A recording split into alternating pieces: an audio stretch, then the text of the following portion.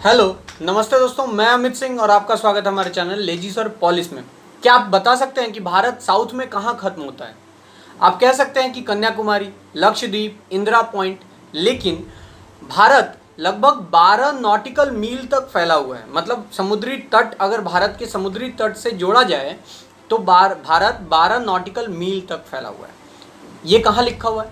ये भारत के एक एक्ट में लिखा हुआ है जिसका नाम है मैरीटाइम जोन्स एक्ट। तो भारत लगभग 12 मील तक एक ऑटोनॉमी रखता है, एक सोवरेनिटी रखता है, और उस दौरान मतलब उस बीच में अगर कोई घुसे तो उसके ऊपर आईपीसी उतना ही एप्लीकेबल है जितना अगर मैं किसी का पॉकेट मार लूं उतना। तो मैं लैंड में चोरी करूं या 12 नॉटिकल माइल तक किसी का मर्डर करूं, सबको आईपीसी के तहत ही सजा मिलेगी। तो भारत 12 नॉटिकल माइल के बाद क्या होता है? जैसे 12 नॉटिकल माइल तक कहते हैं टेरिटोरियल वाटर, इसमें हमारा पूरा पावर है। उसके बाद आता है कॉन्टेजियस जोन, जो कि 24 माइल तक फैला हुआ है, हमारे तट से 24 मील तक, 24 नॉटिकल माइल्स तक। उसके बाद एक्सक्लूसिव इकोनॉमिक जोन है, जो कि 200 माइल तक फैला हुआ है, 200 नॉटिकल माइल्स हमारे तट से लेकर। तो यहाँ पे धीरे धीरे हमारा पावर जो है वो कम होता जाता है। हमारा मतलब भारत सरकार का जो पावर है वो धीरे धीरे कम होता जाता है। पहले जो 12 मील है इसमें हमारा सरकार के पास पूरा पावर है, जितना लैंड में है उतना ही उस 12 नॉटिकल मील में। 24 मील तक जो फैला हुआ है उसको कहते हैं कॉन्टेजियस जोन।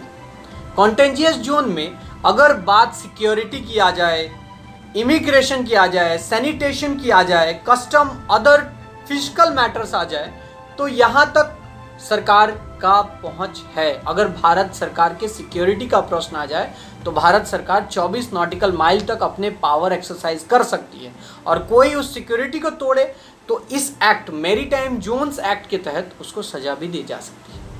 अच्छा, उसके बाद कहाँ तक फैला हुआ है? 200 नॉटिकल माइल्स तक फैला हुआ है। 200 नॉटिकल माइल्स में क्या क्या पावर्स हैं, क्या क्या एम्पावर्ड है जो इंडिया कर सकता है? सोवरेन राइट्स हैं, एक्सक्लूसिव राइट्स हैं, jurisdiction on the construction maintenance of artificial land, मतलब एक्सप्लोरेशन, कोई पॉल्यूशन कर रहा है कि नहीं, हमारे यहाँ कोई मतलब एक्सट्रैक्शन तो नहीं कर रहा है, कोई खनिज तो नहीं चुरा रहा है, तो यहाँ तक की पेट्रोलिंग हम 200 नॉटिकल मील्स तक कर सकते हैं, और इसके लिए इम्पोर्ट करता है हमको मैरीटाइम जोन्स एक्ट।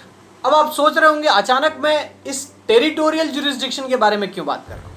सिर्फ इसलिए बात कर रहा हूँ कि अगर मान लो कि कोई इटली के 2 नेवल ऑफिसर्स, नेवी के ऑफिसर्स हमारे यहाँ अपना एक ऑयल टैंकर लेके आ रहे हो और हमारे यहाँ हमारे 2 मछुआरों को मार दें, गोली मार दें, तो उनको कहाँ सजा दी जाएगी? उनका केस कहाँ चलेगा?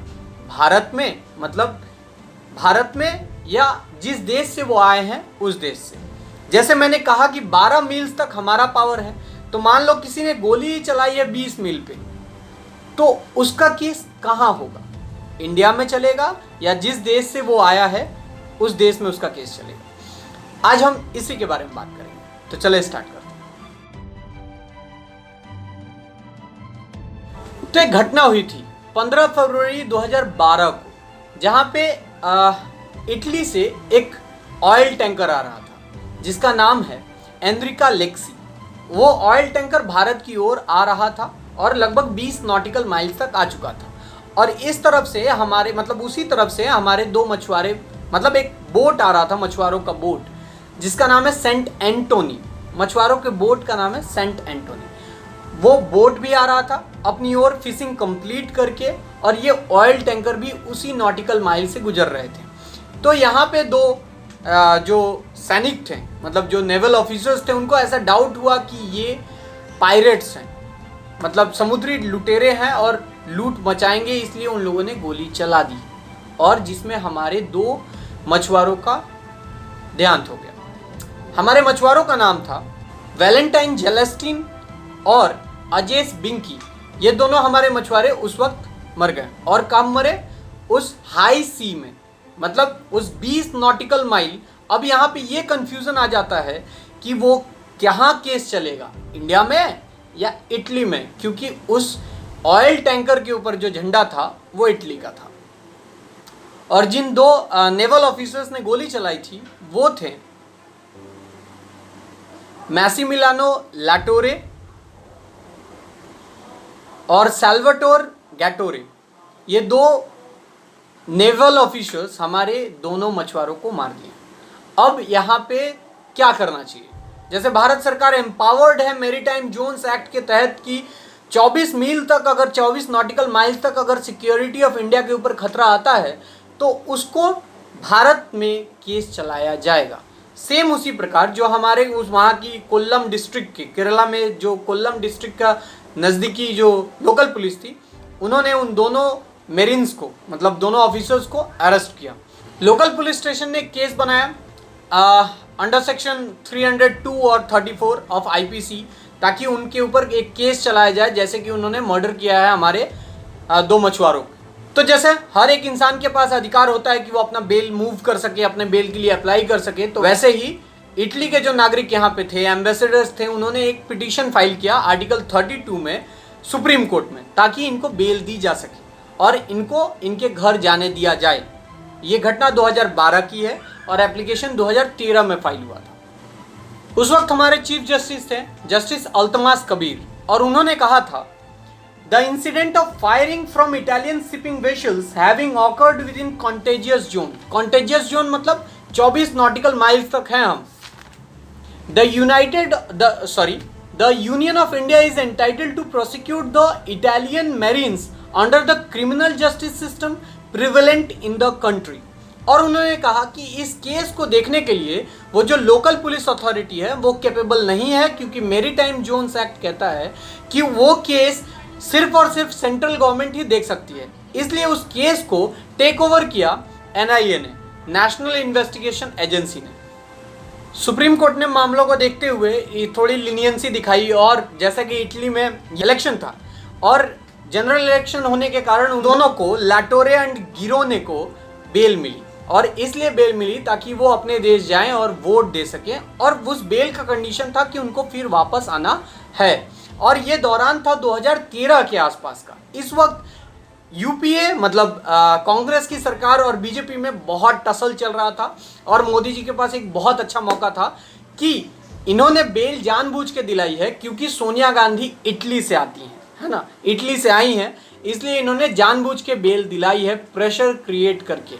और उस वक्त एक एम्बियंस ऐसा बनाया कि मतलब गवर्नमेंट इन्फ्लुएंस कर रहा है इसमें और इनको बेल दिलाना चाहता है, तो वो जा चुके थे। मैं यहाँ दोनों सिनेरियो दिखा रहा हूँ कि कैसे लॉ और पॉलिटिक्स दोनों कॉम्बाइन हो जाता है, बस और कुछ नहीं। दोनों पहुंच गए अपने इटली, वहाँ पे इलेक्शन भी दिया, लेकिन जैसा कि कंडीशनल बेल था, ये कंडीशन था कि भैया वोट देना है और वापस आना है, लेकिन उन्होंने तो वहाँ घर बसा लिया था। लेकिन अभी सरकार भी थोड़ी अड़ गई। सरकार ने क्या किया कि जो इटालियन एम्बेसडर था उसको ही यहाँ से जाने नहीं दिया, और उसको ही रोक दिया इंडिया में कि जब तक तुम्हारे वो दोनों नेवी के सैनिक नहीं आते, जब तक उनको बुलाया नहीं जाता, तब तक हम तुमको नहीं छोड़ेंगे। और इस कंडीशन पे उन दोनों को फिर वापस आना पड़ा इंडिया। अब सरकार बदल चुकी थी और अब प्रधानमंत्री हमारे मोदी जी थे, और जो सरकार थी वो एनडीए की थी। और ये दोनों जो सैल्वाटोर और लाटोरे, ये दोनों हमारे देश में जेल में थे, क्योंकि इन दोनों ने हमारे मछुआरों को मारा था। तो अभी लाटोरे ने क्या किया, लाटोरे ने एक बेल एप्लीकेशन मूव की और बेल फाइल किया सुप्रीम कोर्ट में, ताकि इसको बेल दिया जाए ऑन अ मेडिकल ग्राउंड। तो मेडिकल ग्राउंड पे ये बेल मांगने लगा, क्योंकि इसको एक स्ट्रोक आया था, ताकि इसको बेल दी जाए। तो सुप्रीम कोर्ट ने कहा कि पूछो सेंट्रल गवर्नमेंट क्या कहता है। तो सेंट्रल गवर्नमेंट के एडवोकेट ने एक्सटर्नल मिनिस्ट्री से पूछा।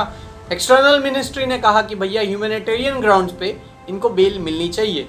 तो लाटोरे को बेल मिली और वो इटली चला गया। अब समय आ गया था 2015 का। 2015 में इटली ने क्या किया था कि इस मुद्दे को, जो हमारे देश में मुद्दा चल रहा था, इटली शुरू से ही कह रहा था कि भारत के पास कोई जुरिस्डिक्शन नहीं है इस केस को डील करने का, भारत के पास कोई अधिकार नहीं है ताकि भारत इस केस को डील करे, या क्रिमिनल जुरिस्डिक्शन नहीं पड़ता, क्योंकि कंटेजियस जोन जो है उसमें भारत का ऑटोनॉमी नहीं आता है। ठीक, अभी इटली ने यह मुद्दा लेके गया कहाँ, international tribunal for the law of the sea, वहां पे लेके गया 2015 में, जो कि एक यूनाइटेड नेशन के द्वारा बनाया गया एक संस्था है जो कि दो देशों के बीच अगर कोई डिस्प्यूट हो जाए तो उनके ऊपर न्याय करता है। तो इसलिए ये मुद्दा वहाँ गया। लेकिन international tribunal for the law of the sea जो एक ट्रिब्यूनल था, उसने इस मामले को रेफर किया, कहा कि इसको मैं नहीं देखूंगा, इसको परमानेंट कोर्ट ऑफ आर्बिट्रेशन देखेगा। आर्बिट्रेशन क्या होता है? जैसे कि गांव का पंचायत, दो लोगों में अगर झगड़ा हो जाए तो एक बिचौलिया बैठता है जो कि सलाह देता है कि आपको मानना है तो भैया मानो। तो ये केस पहुंचा परमानेंट कोर्ट ऑफ आर्बिट्रेशन के पास 2015 में। समय केस शुरू हुई थी 2012 से और अब हम पहुंचे हैं 2015 में। इस आर्बिट्रेशन के मामले में इटली हमेशा ये दुहाई देता रहा कि जो हमारा United Nation convention on the law of the sea है, मतलब एक कन्वेंशन हुआ था पूरे ऑल कंट्रीज का, एक कन्वेंशन हुआ था सी के ऊपर, जिसमें आर्टिकल 97 ये कहता है कि जिस देश का शिप अगर किसी दूसरे देश में जा रहा था और कोई इंसिडेंट हो गया, कोई घटना हो गया, तो जिस देश का झंडा उस शिप पे लगा था, अगर वो क्रिमिनल नेचर का है तो उसका जो ट्रायल होगा या केस होगा वो उस देश में होगा। मतलब उसका कहना है कि इन दो जो नेवी ऑफिसर्स हैं, नेवल ऑफिसर्स हैं, इनका केस कहाँ चलाया जाएगा? इटली में, न कि इंडिया में। वो article 97 of the United Nation convention on the law of the sea का दुहाई हमेशा देते रहे। और इंडिया मैरीटाइम जोन्स एक्ट के दुहाई देता रहा, क्योंकि 24 नॉटिकल माइल्स तक हमारा अधिकार है अगर वो सिक्योरिटी ऑफ इंडिया के तहत आता है तो। और हमारे दो मछुआरों को मारना शायद सिक्योरिटी का प्रश्न उठाता ही है। इसी के साथ इटली ने कहा कि जो हमारा दूसरा नेवल ऑफिसर्स है, मतलब पहला तो जो लैटोरे था वो तो छूट गया था, जो दूसरा गिरोने है उसको भी छोड़ दिया जाए और उसके भी बेल कंडीशंस थोड़े ढीले किए जाएं और उसको भी जाने दिया जाए। एक्सटर्नल मिनिस्ट्री या सेंट्रल गवर्नमेंट ने उसको भी ह्यूमैनिटेरियन ग्राउंड्स के ऊपर जाने दिया और वो भी इटली चला गया। तो सेंट्रल गवर्नमेंट ने यहाँ पे जाने का मौका दिया। तो आपने देखा कि एक एनडीए मतलब बीजेपी की सरकार में भी बेल मिला और एक यूपीए में भी बेल मिली थी। तो दोनों को कैसे डील किया गया ये आपने देखा।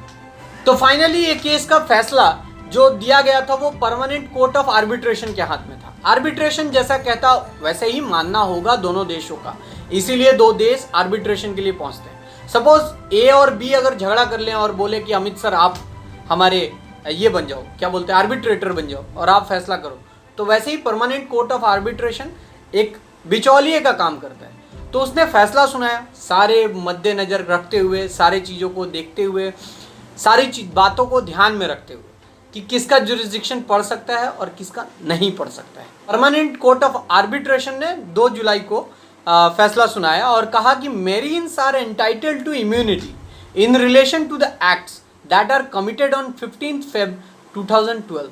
कहा कि जो वो नेवल ऑफिसर्स थे उनके पास अधिकार है, वो इम्यून थे, मतलब उनको नहीं पता था कि वो मछुआरे हैं, वो प्रिज्यूम कर बैठे थे कि वो पायरेट्स हैं, इसलिए उनको सज़ा नहीं दी जा सकती। और भारत इस क्रिमिनल जुरिस्डिक्शन को फॉलो नहीं कर सकता और भारत इस क्रिमिनल जुरिस्डिक्शन को अप्लाई नहीं कर सकता।